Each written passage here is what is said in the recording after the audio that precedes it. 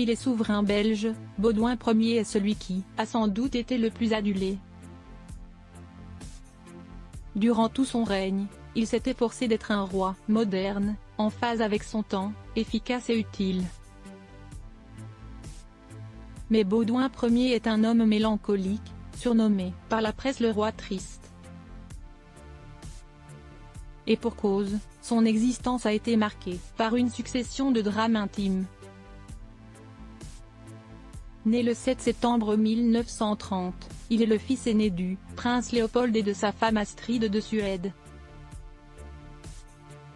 Alors qu'il n'a pas 4 ans, son grand-père, passionné par l'alpinisme, meurt tragiquement dans un accident d'escalade dans la vallée de la Meuse à l'âge de 58 ans. Son père est alors propulsé roi des Belges, sous le nom de Léopold III.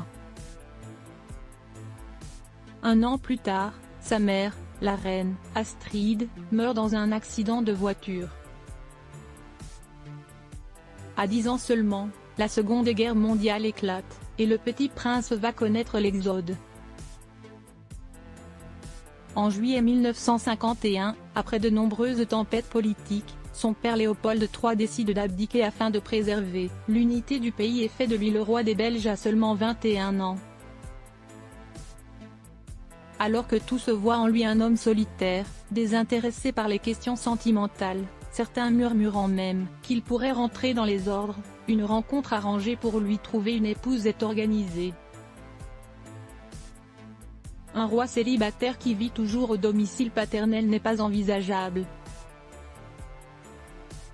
Il faut rapidement lui trouver une reine et assurer la descendance.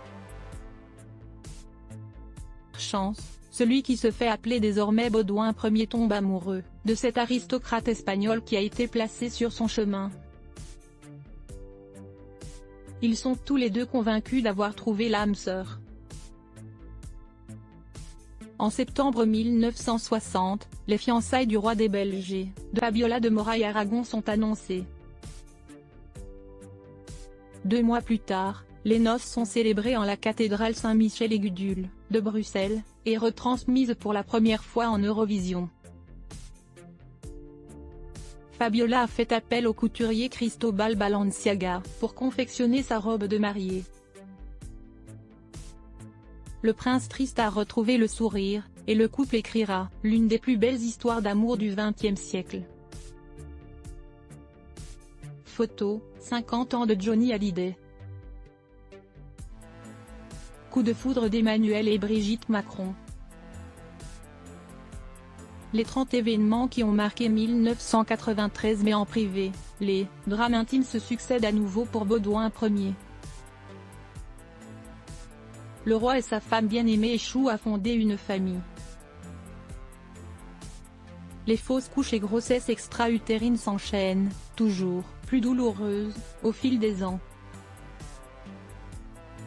Mais jamais ils ne feront une croix sur leur couple et leur amour. Le futur de la couronne s'incarne alors en la personne du prince Philippe, le fils d'Albert, le frère de Baudouin.